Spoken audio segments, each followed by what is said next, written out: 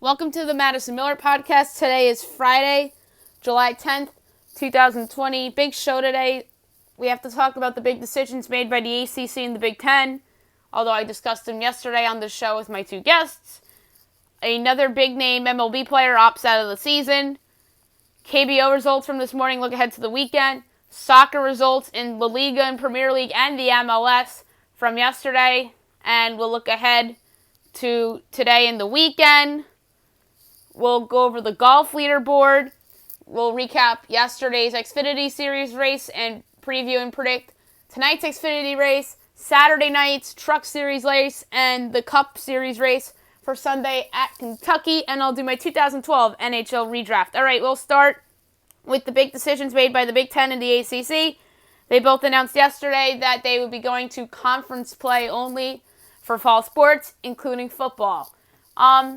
This was something that I thought was seriously in play for the college football season.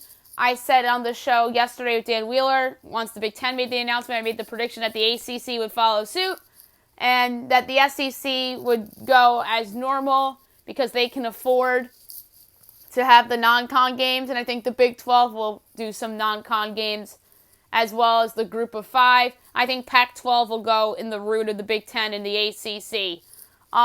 Like I said, no surprise, and the good news here for the ACC is that Notre Dame is an exception to the rule. That is good news for Notre Dame. Notre Dame is technically an ACC school, so Notre Dame is still going to have their opponents against the ACC, and then they'll probably schedule a group of five and maybe some FCS schools as well. So I don't think Notre Dame's in trouble because the ACC intends to keep Notre Dame on its schedule, and rightfully so, because Notre Dame is technically an ACC school for the other sports, but not football. Football, they're an independent, although I think they should be an ACC school. The ACC would be a lot more interesting if Notre Dame was in it, because that is Clemson's conference, and it's been Clemson's conference over the last 5 years or so, and Notre Dame would have been the unequivocal challenger and number 2 team in that conference over the last couple years as well. So they're keeping Notre Dame on the schedules, and that's a good thing because Notre Dame is supposed to have a game against Clemson this year. Maybe a couple of the other ACC schools will add Notre Dame, pending this conference news replacing some of the games. So Notre Dame, I think, will benefit from this because they still get to play the ACC. It's unfortunate for some of the marquee games that involve those schools in the Big Ten, the ACC. Like Penn State was supposed to go to Virginia Tech this year. That's obviously not happening now. Michigan was supposed to play at Washington. Now that's not happening. That's probably going to be rescheduled for a future year. There's a couple other ones. I think Oklahoma was supposed to play somebody. I don't remember who exactly. Not Ohio State, but I think Oklahoma was supposed to play like Penn State. Not Penn State. Maybe Michigan or Michigan State. But Oklahoma was supposed to play somebody too. But yeah, I think that's a big blow for those schools like Michigan, like Penn State and Virginia Tech, and then potentially Alabama if my prediction for the Pac-12 will come true. So that means the opener, the USC-Alabama opener would not happen. I don't think that's going to happen. That'll probably happen next year or in a future year. Because Alabama, the last couple of years, has had some high-profile opening night matchups. They had Florida State a couple years ago. They did play USC a few years ago as well. I think they're playing West Virginia next year, the following year, opening week. I don't remember exactly which year. And I know they did play West Virginia a couple years ago in Atlanta. So, if more news relating to the conferences going to conference only or any other news related to college football and even college basketball for that matter, you'll hear it on this podcast. Now I want to talk about another big-name player opting out of the baseball season, and that is San Francisco Giants longtime catcher Buster Posey. And it's for good reason. he and his wife adopted premature twins. 32 weeks was the pregnancy, so obviously it was a premature birth by the birth parents, the birth mother, but Buster Posey and his wife adopted premature twins, so for good reason Buster Posey's sitting out of the season, and I think that is a monumental blow for the San Francisco Giants from a leadership standpoint, but a production standpoint, I can't necessarily say it's not that big of a blow. The case for San Francisco replacing that production is if Joey Bart gets an opportunity this year. This opens the door for Joey Bart to get an opportunity with the Giants this year, and that could very well put him in position to potentially win the National League Rookie of the Year if he comes in there and hits like .315 with 15 homers and 55 RBIs, then that could potentially win him National League Rookie of the Year. So when an opportunity opens is normally when somebody goes away from the opportunity for whatever reason. So Joey Bart, I think, could benefit from Buster Posey opting out of the season. So that's the case for San Francisco, not just replacing Posey's production, but potentially being a surprise player sans no Buster Posey. Madison Bumgarner's obviously a big loss for that team. I think they'll miss Madison Bumgarner more than Buster Posey. That's my take right there. They'll miss Madison Bumgarner more than Buster Posey. And I thought Madison Bumgarner was going to re-sign with the Giants, and I was way wrong. I said on the podcast when I went through the Major League Baseball schedule that they made a mistake by putting the Giants on that opening night instead of the Diamondbacks, because it would have been more enticing for the Diamondbacks, because then it would have been Bumgarner Kershaw, not necessarily the rivals in the Giants and the Dodgers.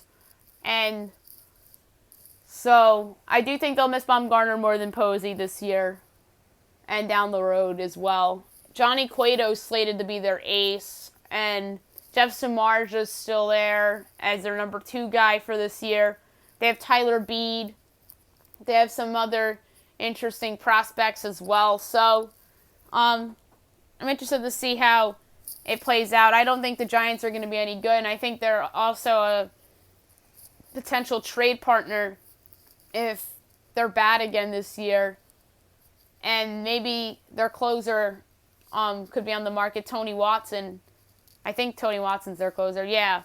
If he has a good year, I think that he could potentially be on the move, and the Giants are not very good. And by the way, for the season, I think the hot commodities at the trade deadline this year are going to be players on the worser teams that are going to be sellers that are having good seasons that can come in and replace what a player that's opted out or has an injury could replace them for a half season, in particular a rental, or if the player has maybe, let's say, this year, next year left on the contract, and then the team could trade that player again.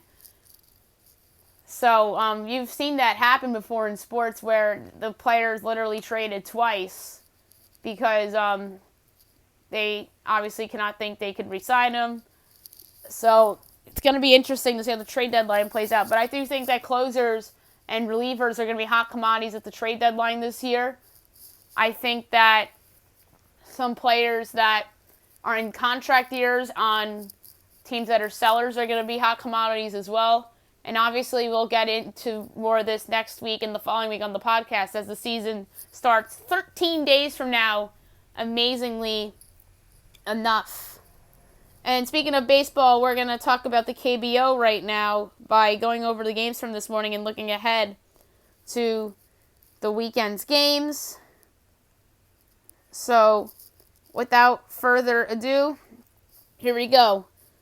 The Eagles defeated the Wyverns 6-5. The Dinos defeated the Twins 12-2. The Tigers defeated the Heroes 9-8. The Bears defeated the Giants 10-5. And The Wiz defeated the Lions 8-3, so the overs in all 5 games hit this morning. Tomorrow, 5 o'clock a.m. Eastern Time, 6 o'clock p.m. out in Korea. You have the Heroes at the Tigers, the Wyverns at the Eagles, the Dinos at the Twins, the Bears at the Giants, then the Lions at the Wiz. And then at Sunday, 4 o'clock a.m. Eastern, 5 o'clock p.m. in Korea, the Lions at the Wiz, the Bears at the Giants, the Wyverns at the Eagles, the Heroes at the Tigers, and the Dinos at the Twins. In terms of how I think these series play out these next couple days, I think that Samsung and KT will split. I think that Doosan and Lotte will split. I think that the Wyverns and Hanwha will split. I think that the Heroes and the Tigers will split. And I think that the Dinos and the Twins will split. So I think everybody splits. And that's rare, but that's why I just think it's going to happen. And a quick look at the standings before we move on. The Dinos are rolling at 39-17. The Heroes are 35-23, 5 back of the Dinos, 6 back in the loss column. The Bears are 34-23. They are a half game back of the Heroes, tied in the loss column. The Tigers are 29-25. They are 3.5 back of the Bears, 2 back in the loss column. The Twins are 30-27. They're a half game back of the Tigers, 2 back in the loss column, although the Twins have 1 more win. The Lions are 30-28. They're a half game back of the Twins, 1 back in the loss column. The Wiz are 28-29. They are a game and a half back of the Lions, 1 back in the loss column. The Giants are 26-29. They're a game back of the Wiz, tied in the loss column. The Wyverns are 17-40. They're 10 back of the Giants, 11 back in the loss column. The Eagles are 15-42. They're 2 back of the Wyverns. Now I'm going to go over the soccer results from yesterday and look ahead to today. We'll start in the Premier League. Some interesting results from yesterday. Everton and Southampton ended in a 1-1 draw. Everton 12-9-13, 45 points. Southampton 13-5-16, 44 points. Bournemouth and Tottenham ended in a 0-0 draw. Tottenham 13-10-11, 49 points. And Bournemouth 7-7-20, 28 points. Manchester United defeated Aston Villa 3-0. Man United 16-10-8, 58 points. Aston Villa 7-6-21 with 27 points. No games today, but tomorrow you have a 5-game slate. 7:30 a.m. Eastern Time, you have Watford and Newcastle. Watford 7-10-17, 31 points. Newcastle 11-10-13, 45 points. Tough call here. I'm going to go with the draw. I think these two teams are closer than given credit for, although Newcastle is much higher in the standings. But I'm going to go with the draw here in that matchup. Norwich City and West Ham tomorrow, 7:30 a.m. Eastern Time. Norwich City 5-6-23, 21 points. And West Ham 8-7-19, 31 points. I'm going to go with West Ham. They're better. Norwich City is the worst team in the Premier League. So give me West Ham at Norwich City to get the win. 10 o'clock a.m. Eastern Time tomorrow, you have Liverpool and Burnley. Liverpool's the best team. They're 32-2, 92 points. And Burnley 14-7-13 with 49 points. I think this game will be closer than given credit for, but I do think that Liverpool will come away with the victory at home. 12:30 p.m. Eastern Time tomorrow afternoon, Sheffield United against Chelsea. Sheffield United 13-12-9, 51 points. Chelsea 18-6-10 with 60 points. I'm going to go with Chelsea here. They are the much better offensive team. Sheffield is pretty good at keeping the ball out of the net, but I just think Chelsea has more talent, led by Timo Werner and Christian Pulisic. So give me Chelsea FC to win tomorrow afternoon. And then last but not least for tomorrow, you have Big-10 and Manchester City. Big-10 8-12-14, 36 points. Manchester City 22-3-9, 69 points. Manchester City's the much better team, led by Sergio Aguero and Kevin De Bruyne. So give me Man City to come away with an easy win over Big-10. 4 games on Sunday, 7 a.m. Eastern. You have Wolves and Everton. Wolves 13-13-8, 52 points. Everton 12-9-13, 45 points. Tough call here. Both of these teams are about the same level offensively, but Wolves is better behind the net, so give me Wolves here to get the win at home. 9:15 a.m. Eastern, you have Aston Villa and Crystal Palace. Aston Villa 7-6-21, 27 points. Crystal Palace 11-9-14, 42 points. Crystal Palace is the pick here. They're the better team. Tottenham and Arsenal, Sunday at 11:30 a.m. Eastern Time. Tottenham 13-10-11, 49 points. And Arsenal 12-14-8 with 50 points. This is an easy draw here. Easy draw. This screams draw. I'd be surprised if it's not a draw. So give me the draw between Arsenal and Tottenham. And 2 o'clock p.m. Eastern Time on Sunday at Bournemouth and Leicester City. Bournemouth 7-7-20, 28 points. Leicester City 17-8-9, 59 points. I'm going to go with Leicester City. They're the better team, led by Jamie Vardy and James Maddison. So give me Leicester City on the road on Sunday afternoon. And now La Liga. Interesting results from yesterday. Mallorca over Levante 2-0. That was a surprising result by my standards. Mallorca 9-5-21 with 32 points. Levante drops to 12-7-16 with 43 points. Eibar and Leganes ended in a 0-0 draw. Eibar 9-9-17, 36 points. Leganes 6-11-18, 29 points. Sevilla over the Athletic Club 2-1. Sevilla 17-12-6 with 63 points. And the Athletic Club 12-12-11 with 48 points. 2 matches today, 1:30 p.m. Eastern Time. You have Real Sociedad and Granada.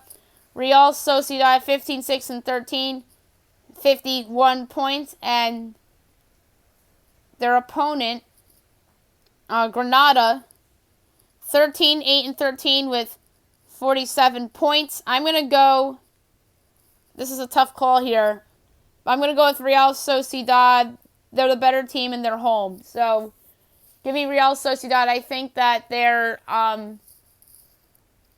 goal scoring is the difference here, led by their talented forwards, Alexander Isak and Adnan Januzaj. So give me Real Sociedad at home tomorrow, or this afternoon, I should say.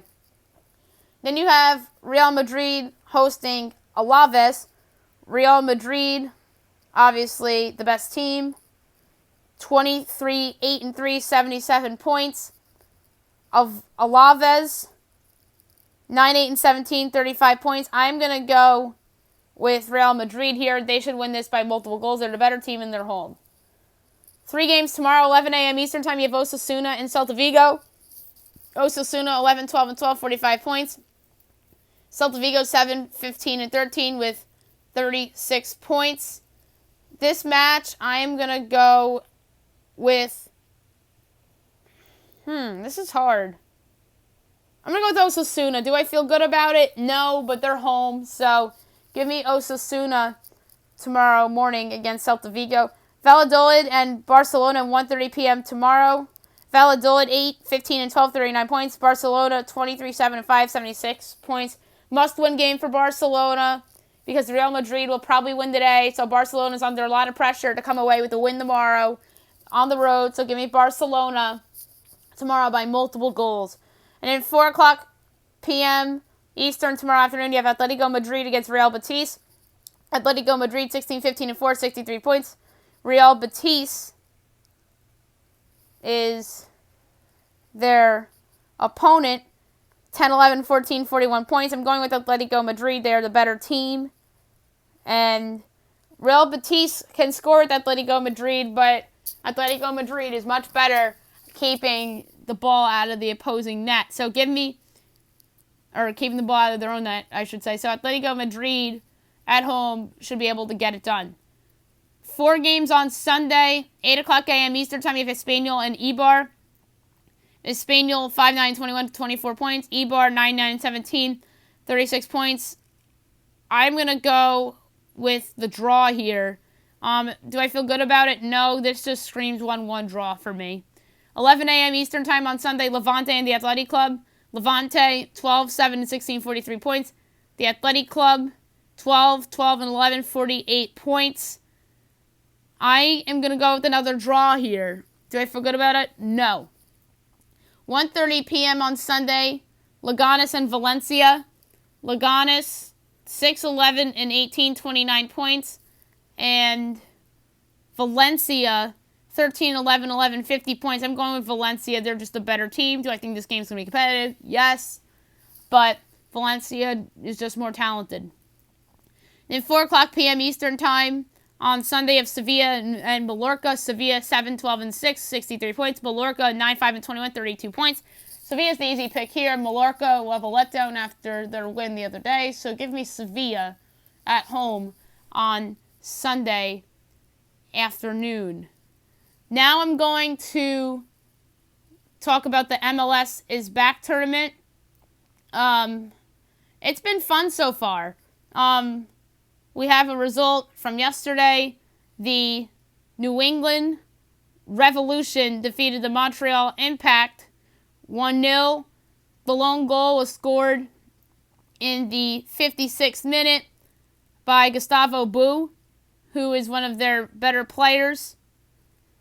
And you have one match tonight. You have the Seattle Sounders against the San Jose Earthquakes. This is going to be a good match, I think, in that group. I think it's Group B, if I'm not mistaken. But good match. I think both these teams are capable of going to the knockout round, especially Seattle. I picked San Jose to go as well. In terms of the winner of this game, I'm going to go with the Sounders. And I think there's a chance that it's decided in extra time like the Miami-Orlando opener was a couple of nights ago. So give me the Seattle Sounders to win tonight. 2 games tomorrow. You have Atlanta United against the New York Red Bulls. I'm going to go with the draw here. I think both these teams are solid. Both of these teams, I think, will be in the knockout round.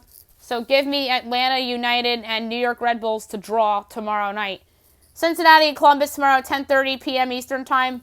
This is easy. Columbus is way better than Cincinnati. I don't see Cincinnati winning a game. They're so bad. So give me Columbus tomorrow night to pull it out.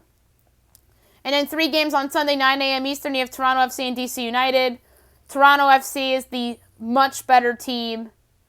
So give me Toronto on Sunday morning. And then you have Sporting KC in Minnesota at Sunday night at 8 o'clock.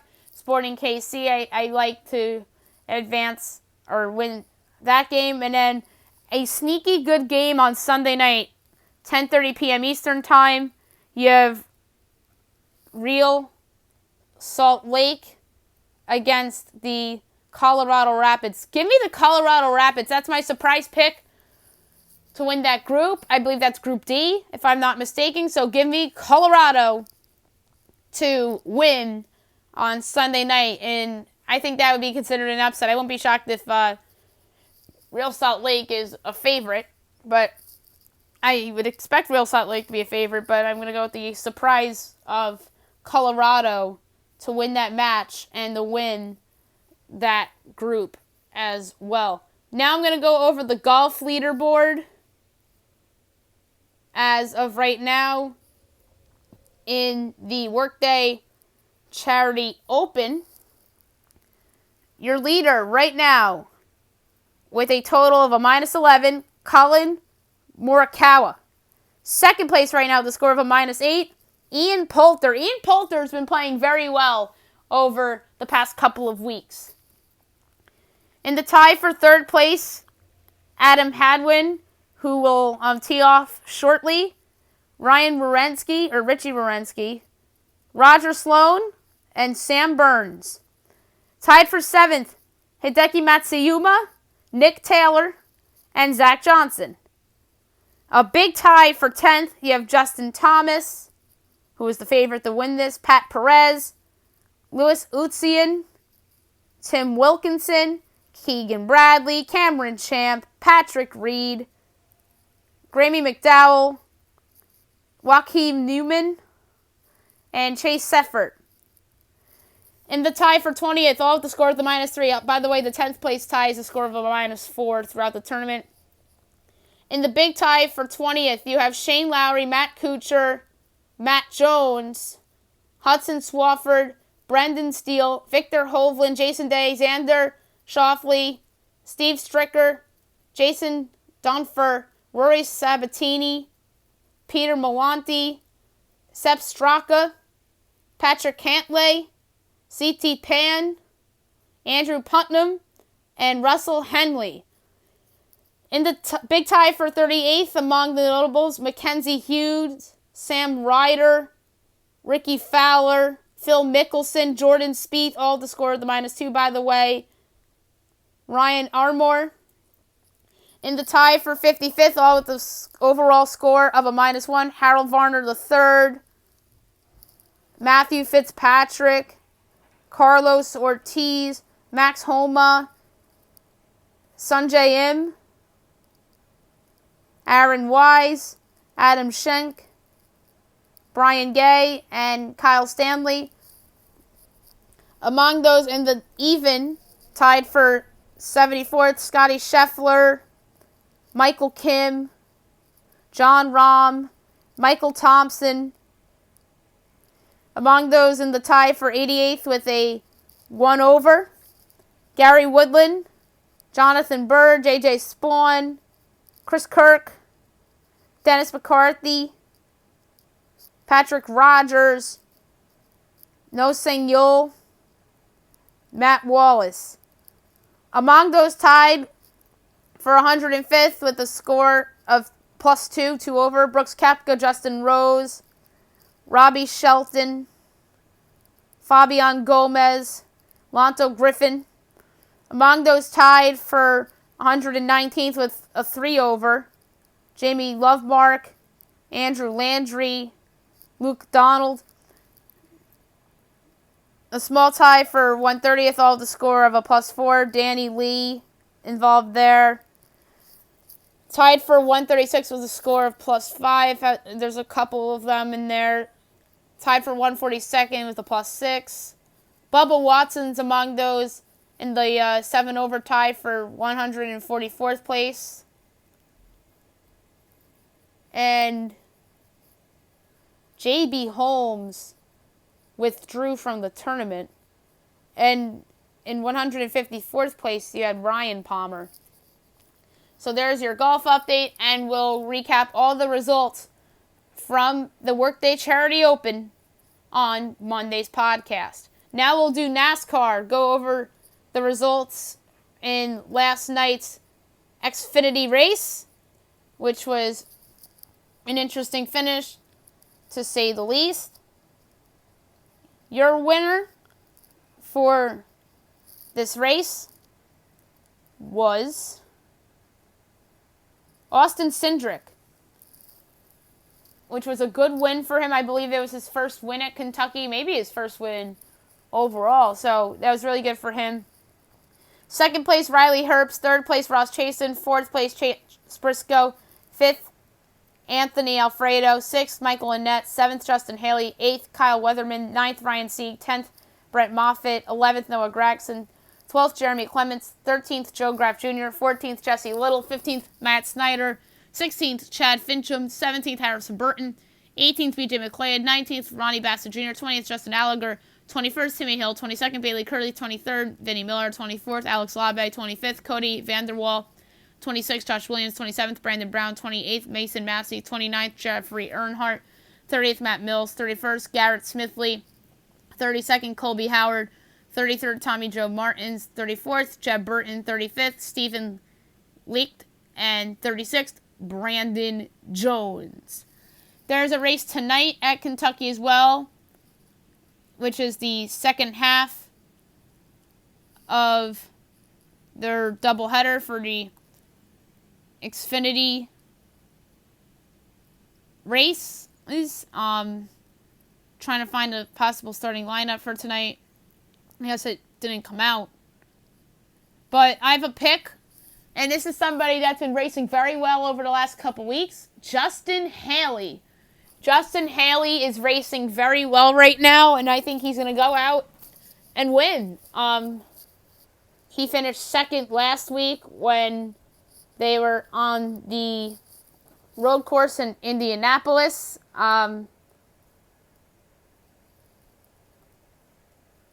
He has one win in the Xfinity career. He actually has a Cup Series win as well. He won Daytona last summer.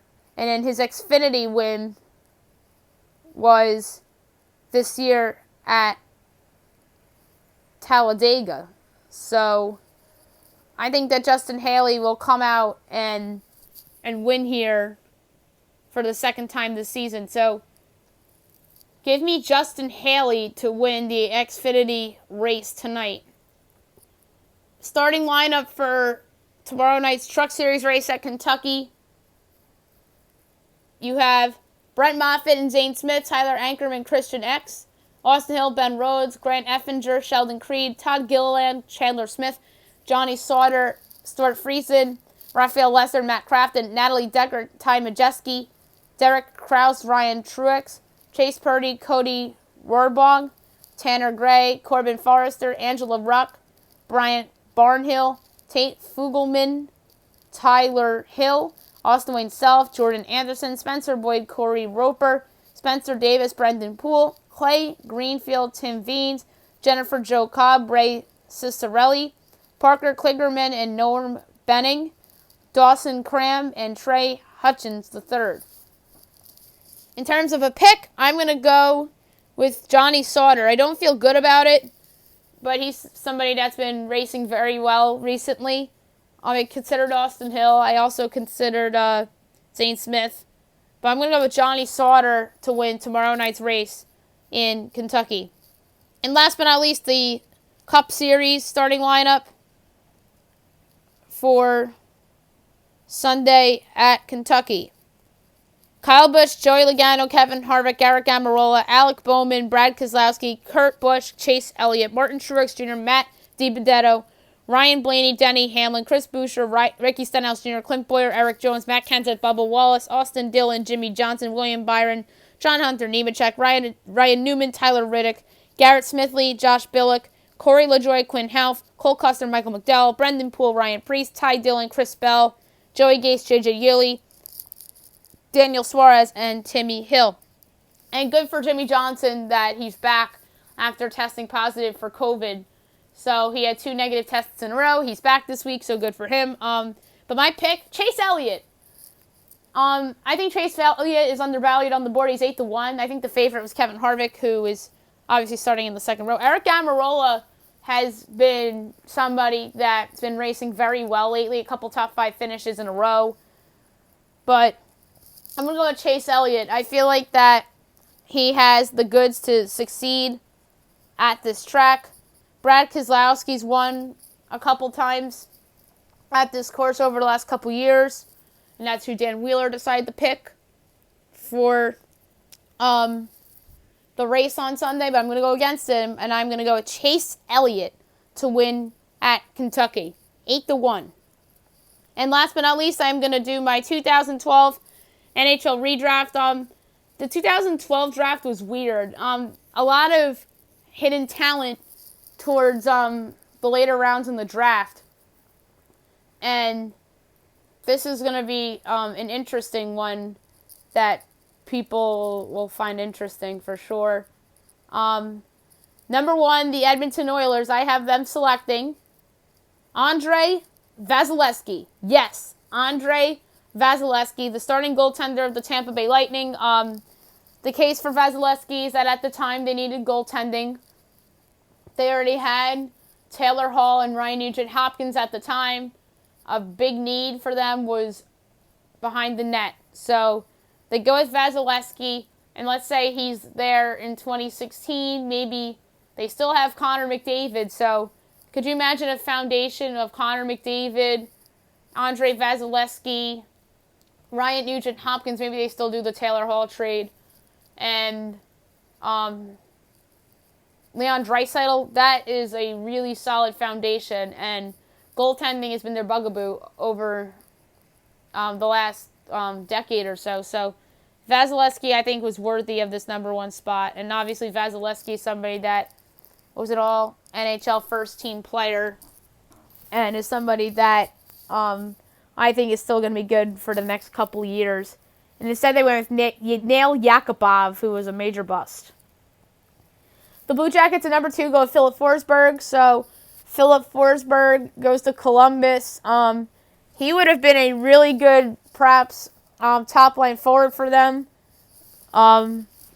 This is kind of ironic because they had Ryan Johansson on the team at the time, and obviously those two players, Forsberg and Johansson, are on the Predators now. So there's a little fun subplot there. But yeah, Forsberg in that offense would have been lethal and would have made that unit better. Instead, they go with Ryan Murray. The Canadiens at number 3 go with Teuvo Teravainen. Teuvo Teravainen is somebody that the Blackhawks should really regret trading away. He had a down year, and then Chicago traded him away. And then Teuvo Teravainen, change of culture, was somebody that benefited from that and has really helped the Hurricanes become this up-and-coming team. And him on the Canadiens would have been interesting, and obviously their outlook is a lot different. And instead they go with Alex Galchenyuk.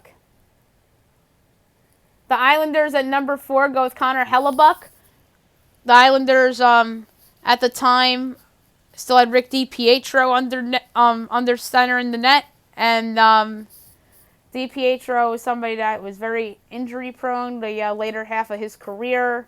I thought that he was a better goaltender than given credit for, quite frankly, but he was just the number 1 overall pick, and there's just a lot of pressure on him, obviously.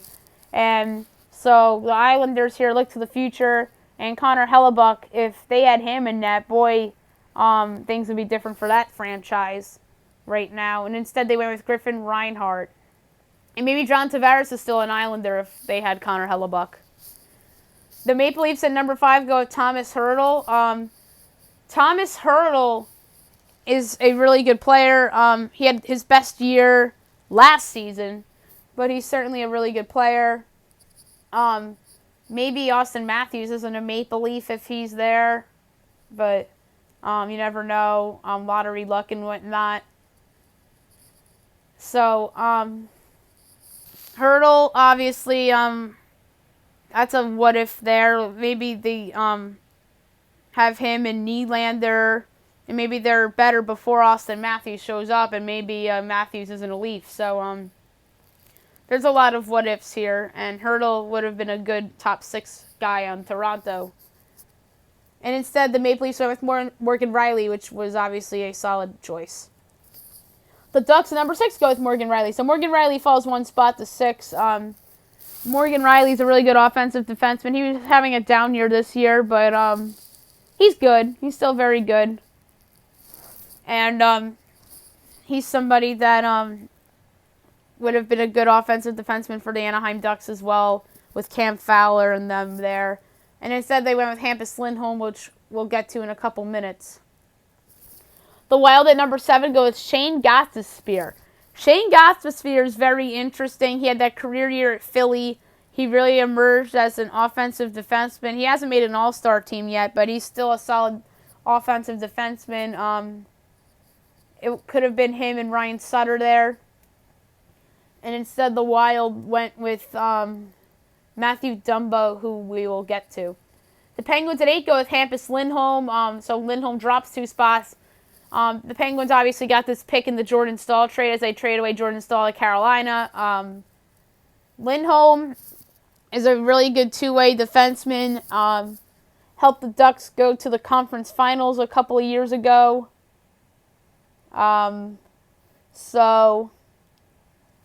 Lindholm on Pittsburgh would have been very interesting. Maybe he would have emerged as their top guy. And instead, Pittsburgh went with Derek Pouliot. The Jets at 9 go with Jacob Trouba, so no do-over here as the Jets get to take their guy in Trouba, who they eventually traded to the New York Rangers last year. Trouba had a down year at the Rangers from a defensive standpoint. Maybe it was just adjusting to a new system and whatnot. But I think he's somebody that can absolutely bounce back here in the tournament from a regular season standpoint and silence some doubters about that big contract he signed. So Trouba was a great Winnipeg Jet, and then they traded him to the Rangers for a first-round pick and Neil Pionk. And Pionk wound up having a career year for Winnipeg, and Winnipeg looks like they got the better end of the deal. But if Trouba turns out to be the guy he was in Winnipeg and shrugs off his rough defensive regular season, then that could be an even deal. The Lightning at number 10 go with Frederik Andersen. So with Vasilevsky off the board, they go with Andersen. Andersen is somebody that's been up and down. He's played in a lot of big games with both the Maple Leafs and the Ducks. He has some doubters, but I think that he's better than given credit for. And I think that the Lightning are still a very good team with Andersen, but obviously Vasilevsky I think is better. And instead the Lightning went with Slater Kokyuk. The Capitals at number 11 go with Jacob Slavin. Slavin is someone that is coming off a career year, or is in the midst of a career year with the Hurricanes. Very underrated player, top 4 D-man. He certainly would play for the Capitals right now as well, although he was a little bit of a late bloomer. Instead, the Capitals go with Philip Forsberg, whom they should absolutely regret trading, although they did win a Stanley Cup, and the Predators have not. The Sabres at number 12 go with Matt Murray. So the case for Matt Murray here is that Ryan Miller is aging, or they're looking to trade Ryan Miller, which they wound up doing. I forget where they traded him, I think to Vancouver, and then Vancouver shipped him to Anaheim. But yeah, the case here is that they take Murray to be their goalie of the future. But Murray's somebody that has slipped over the last year or so and has been pretty much supplanted in the Penguins' plans. And Matt Murray is a 2-time Stanley Cup winner, so that's your case for Matt Murray to the Sabres. And instead they go with Mikhail Girigenko. Or Grigorenko. That's a tough name to pronounce. The Stars at 13 go with Tom Wilson. Tom Wilson falling to 13, you could argue is a steal, or you could argue it's the right spot. Tom Wilson has really emerged as a solid forward for the Washington Capitals over the past couple of seasons. He's scored big goals, played in a lot of big games. He'd certainly be a second or third line forward on the Dallas Stars. And instead the Stars go with Radek Faksa. The Sabres at 14 go with Matt Dumba. So Matt Dumba falls from 7 to 14. The Sabres would be very happy with Matt Dumba here. Dumba is a good two-way defenseman when he's healthy. Played in a lot of big games. The Wild are very high on this kid. He's been in trade rumors before, but he's never really actually gotten traded.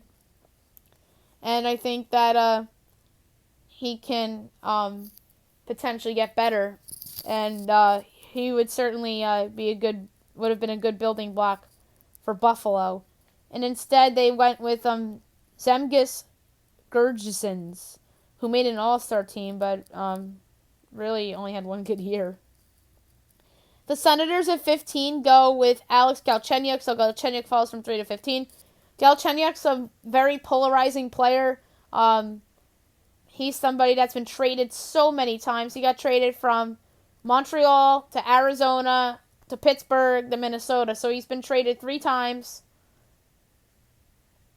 And he really hasn't found himself a home yet.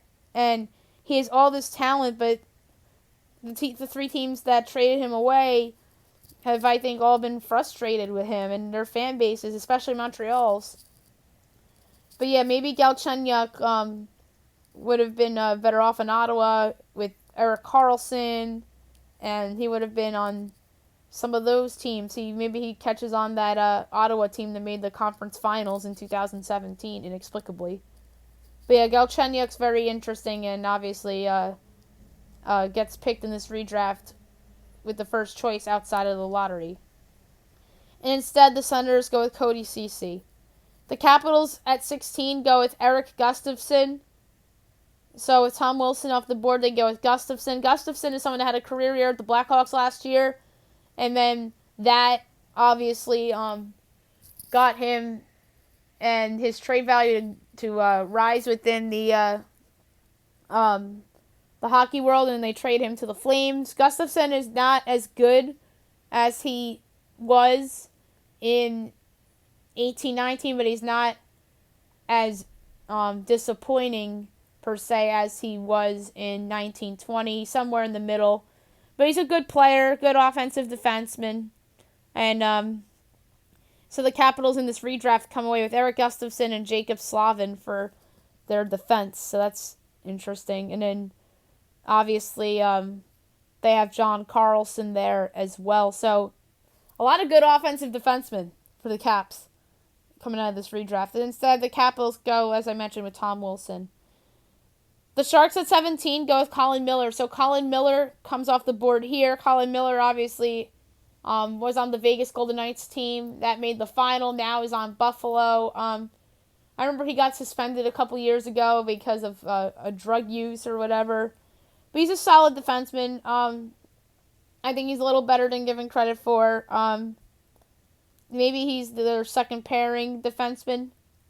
But yeah, they certainly, the Sharks D certainly would have been pretty good with Colin Miller and Vlasic and Brent Burns. And maybe they don't even do the Carlson trade, or maybe they throw Colin Miller in that trade. And instead they go with Thomas Hertl, who we talked about earlier. The Blackhawks at 18 go with Chris Tierney. Chris Tierney was somebody that was a key piece in that trade that I mentioned before, the Erik Karlsson trade to Ottawa. Had some moments. This is a player that I think can get better. Him on Chicago would have been interesting for sure. Maybe he is on that last Stanley Cup team in 2014-15 and now probably in their top 6. So that wouldn't have been a bad choice for the Blackhawks. Instead, they go with Teuvo Teravainen, who I talked about earlier. The Lightning at 19 go with Tanner Pearson. Tanner Pearson, somebody that's played in a lot of big games, a Stanley Cup champion. Now at the Canucks and was in the midst of a career year with them. And I think is a little underrated, but not as good as he's been this year. He's somewhere in the middle. But I meant underrated in terms of a key contributor to the Stanley Cup team in 2014. And had some good years with the Kings as well. Pearson probably would have been a bottom 6 guy for Tampa Bay, or maybe he's trade bait. Who knows? Maybe he goes to the Rangers in the Ryan McDonagh trade. And instead, they go with Andre Vasilevsky, who we talked about before. The Flyers at 20 go with Jimmy Vesey. So Jimmy Vesey, somebody that Buffalo drafted, and then they couldn't sign him. And then they traded his rights away, I think, to Nashville. Nashville didn't sign him, and the Rangers wound up signing him. And really didn't live up to expectations with the Rangers. And then the Rangers, ironically, traded him to Buffalo. So, there's a little craziness there. And him on Philly would have been interesting. Probably a bottom 6 guy like he was on the Rangers. And instead, they go with Scott Laughton.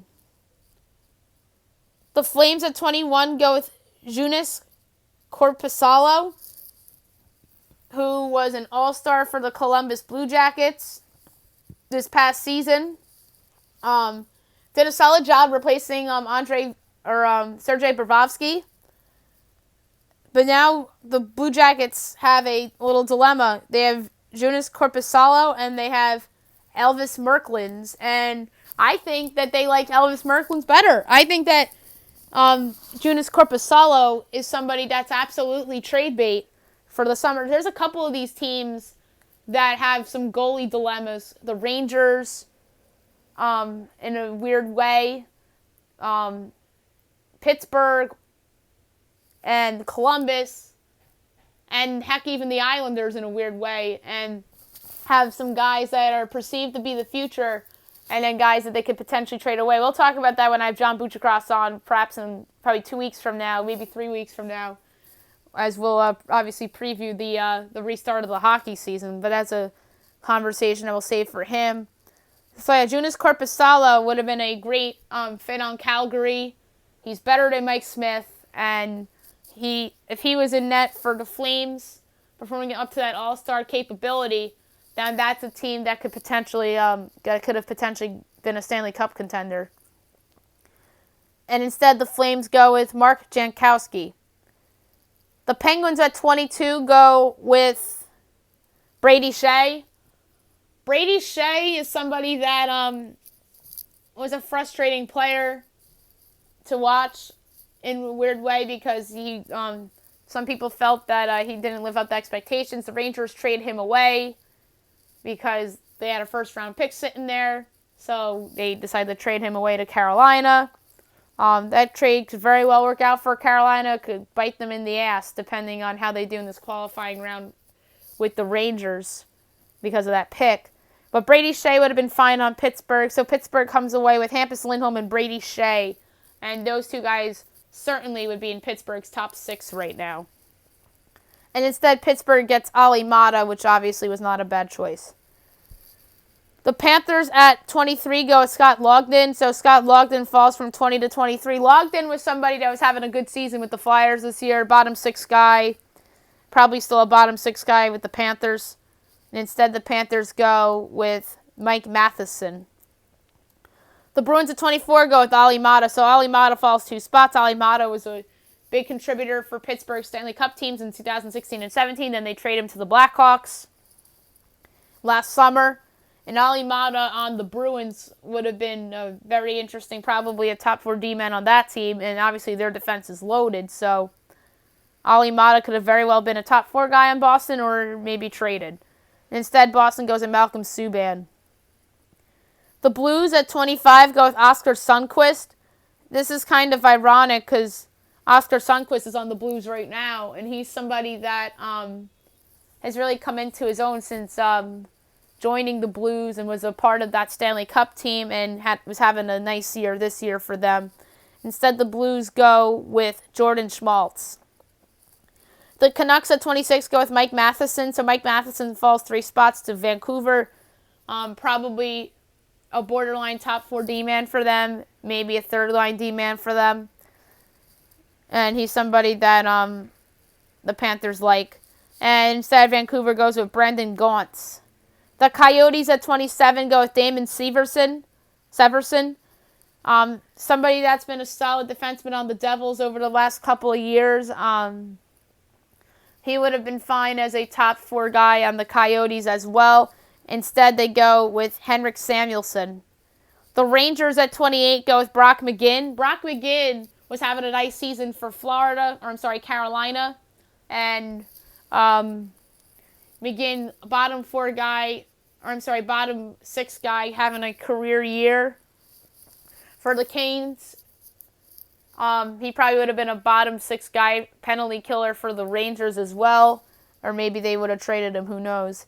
And instead the Rangers go with Brady Shea, who we talked about earlier. Devils at 29 go with Cody Ceci. Cody Ceci, someone that has a lot of talent but really hasn't put it all together. I thought there was a chance that he would benefit from a change of scenery in Toronto. But he's somebody that has high upside. Ottawa liked him, but they felt that he wasn't meeting up to expectations. So they traded him away. And him on New Jersey would have been interesting. Probably a top 4 guy on that team over the past couple of years. And maybe he's on that team that made the playoffs when Taylor Hall won the Hart Trophy. Instead, the Devils go with Stephane Matteau. And number 30, the Kings go with Ryan Murray. So the number 2 overall pick falls all the way to 30. Ryan Murray just is a good defensive defenseman, but his offensive game isn't really existent. Some people perceived him as a bust. I just look at him as a good defensive defenseman who was always injury prone throughout his career and is still on the Blue Jackets, by the way, and still, when healthy, a good defender. And him on LA would have been interesting. He probably is on that second Cup team in 2014. And instead, the Kings go with Tanner Pearson, who we talked about earlier. That's it for the show today. Like I said, long show today. I'll be back on Monday, recapping everything from the weekend, from golf, soccer, KBO, NASCAR, and look ahead to Monday's games in soccer. I'll do my 2012 top 10 songs.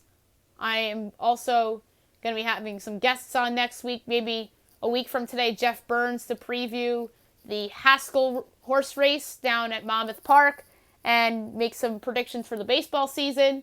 And I'm going to have 2 guests on today, Bobby Thompson from the G&T Sports Talk Show and Nick Caruso of Sports Dudes, as we'll analyze the improbable and fun regions of Madison's bracket of glory. Hope you guys have a great weekend, everyone.